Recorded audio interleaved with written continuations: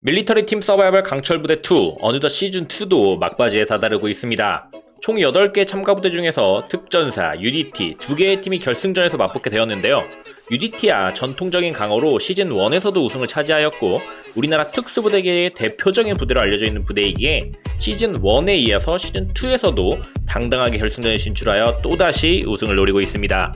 사실 개인적으로 4강전에서 707과 특전사가 항공기 탈환 작전에서 만났을 때 이건 뭐 707이 압도적으로 승리하고 결승에 진출이겠구나 라고 생각하였지만 이게 무슨 일인가요? 특전사가 707을 물리치고 결승전에 오르는 파란을 일으켰습니다. 물론 특전사도 대단한 부대지만 대테러 하면 707의 전문 분야니까요. 특전사 하면 대한민국의 대표적인 특수부대로 군대에 대해 조금이라도 경험해보신 분들은 엄청난 부대인 것을 이미 알고 있지만 강철부대 2에 참가한 특전사팀은 초반 팀 멤버가 공개되며 여러 네티즌은 물론 심지어 특전사 출신 유튜버분들에게도 많은 우려를 사기도 하였습니다. 바로 장교 출신과 병사 출신의 멤버들이 있었기 때문이었는데 특전사의 장교가 웬 말이냐, 병사 출신 대원은 행정병 아니냐 등등의 특전사를 걱정하는 팬들의 따스한 댓글이 빗발쳤었죠. 안 그래도 무시무시한 네임밸류의 707, UDT, SART 등의 타부대들은 UDT의 김명재 대원을 제외하고 전부 부사관 출신의 대원들로 이루어져 있는데 특전사는 팀원 절반이 전투력의 핵심인 부사관 출신이 아니니 난리가 났던 것입니다. 실제로 그 우려가 실현이 되는 듯한 장면도 연출되었는데 초반 미션인 설안지 점령전에서 본인들이 최악체라고 판단한 SDT에게도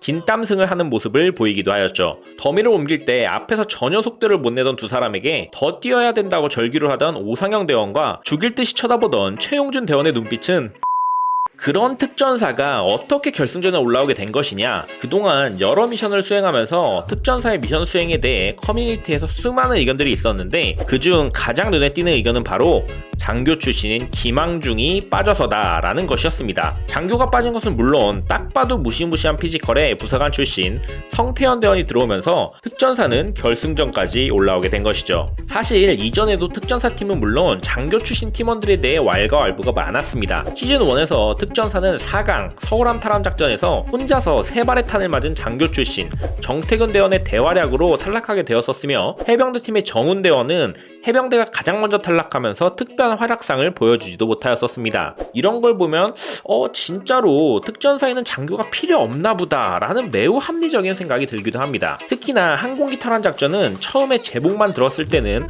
와 이거 완전히 전술 미션이구만 이라는 이미지와 함께 수많은 밀덕들은 택틱꿀 땡띠꿀을 외쳤을 겁니다. 실제로 707의 항공기 경락고 진입 모습은 그야말로 압권이었죠. 좋은 건 한 번 더 봐야겠죠? 콜 오브 듀티 모던 워페어가 따로 없었는데요. 그러나 뚜껑을 열고 보니 택티컬적인 면도 있었지만 상당한 체력전이었고 어이없게도 707은 풀이라는 단어 뜻을 몰랐던 것인지 레버를 빼는 거야 누르는 거야 라는 짤을 생성하며 초반에 굉장히 신속하게 미션을 수행하면서 세이브한 시간을 다 까먹고 심지어 대테러 전문부대인 707이 총상을 더 많이 입음으로써 특전사가 결승전에 진출하게 됩니다. 만약 S급 장교 출신인 저 오대기였다면 개인 화기는 물론 보조 화기까지 무장한 상태에서 바로 딱딱 열고 침투해서 혼자서 객실의 대항군 전부 다 뿜뿜! 여러분 이거 다 거짓말하는 걸 아시죠? 모두 아시겠지만 실제 대테러 상황에서는 작전구역의 복잡한 구조와 동선을 사전에 전부 숙지하고 작전에 투입되는 경우가 대부분입니다. 아덴만 여명 작전 역시 수일에 걸쳐 헬기로 위협 사격하는 등의 기만 작전 기간 동안 선박 구조에 대해 빠삭하게 숙지한 뒤에 작전에 투입되었죠. 강철부대의 미션처럼 생판 처음 보는 구조에 바로 투입되는 경우는 매우 드물다고 하며 사실 저였으면 레버 미는 거야 뭐야 하면서 열지도 못했을 것 같습니다. 어찌되었든 장교 출신이 끝까지 남아 4강전에서 패배의 결정적인 원인을 제공했던 시즌1의 특전사팀에 비해 장교 출신이 빠지면서 결승전까지 올라간 시즌2의 특전사팀 커뮤니티의 의견처럼 특전사에는 정말로 장교가 필요 없는 걸까요? 저는 오히려 김항중 대원이 있었다면 특전사가 해상 대테러에서 우승하면서 4강에 미리 안착해 있지 않았을까라는 생각도 해보게 됩니다. 아니 그럼 성태현 대원이 들어와서 데스매치까지 갔다고 그랬다는 거냐? 뭐 그거 절대 아니라는 거 아시죠? 사실 시즌1 서울함 탈환 작전에서 정태균 대원이 3발의 총상을 입은 것은 사실이지만 상대였던 UDT도 3발의 총살을 입으면서 미션 수행 시간 차이로 인하여 탈락하였기에 이는 정태균 대원만의 실책이라고 몰아가기에는 어불성설이며 이전 미션에서 보여준 깡따구는 충분히 인상 깊었고 4강에 오르는데 당연히 수많은 기여를 했다고 개인적으로 생각을 합니다. 그가 장교 출신이어서 특전사팀에 기여를 하는 게 없다는 것은 말이 안 된다는 것이죠. 또한 정태균 대원이 굉장히 유능한 대원이었다는 결정적인 증거는 바로 저와 같은 ROTC 출신으로서 자랑스러운 대한민국의 ROTC는 세계 최강의 장교를 육성하는.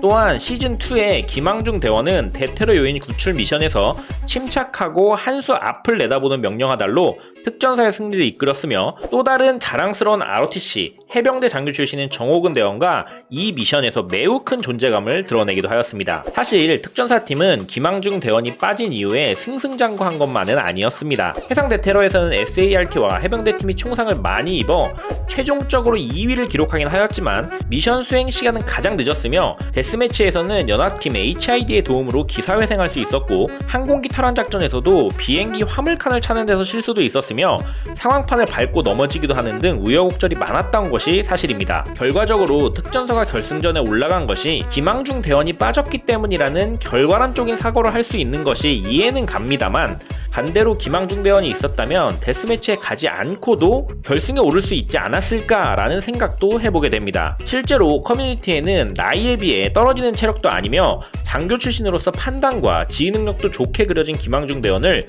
시즌1의 박준호 상사와 비교하며 역사의 if는 없다고 하지만 만약에 부상으로 인해 하차하지 않았다면 특전사팀의 성적이 어땠을까 하며 긍정적인 예상을 하는 의견도 많이 찾아볼 수 있습니다. 또한 장태풍 대원도 병사 출신이라는 것만으로 특전사 팬들에게 많은 지탄을 받았지만 결승에 오를 때까지 분명 자신의 임무를 다해주었죠. 이런 것을 볼 때 특전사팀의 장교 출신이 빠졌기 때문에 결승에 올라간 것도 시즌1에서 장교 출신 때문에 탈락했다는 의견 역시 터무니없는 의견이라고 생각합니다. 설마 아직까지도 강철부대에 나오는 팀들을 보며 실제 현역 부대의 전투력이 어떻네, 부사관이 어떠하네, 장교는 어떠하네 라고 과몰입하는 분은 없으시겠죠.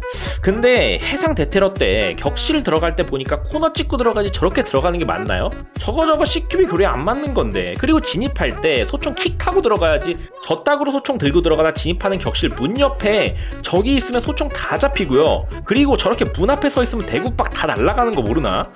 강철부대 왜 이렇게 택티컬적이지 못하... 마지막으로 결승전 우승팀에 대해 지극히 개인적인 예상을 해보자면 그동안 반전을 좋아하는 강철부대 제작진의 편집 스탠스로 봤을 때 한껏 유니티를 띄워주는 듯한 느낌을 지울 수가 없었기 때문에 결과적으로 특전사가 우승하지 않을까라는 대예언을 해봅니다.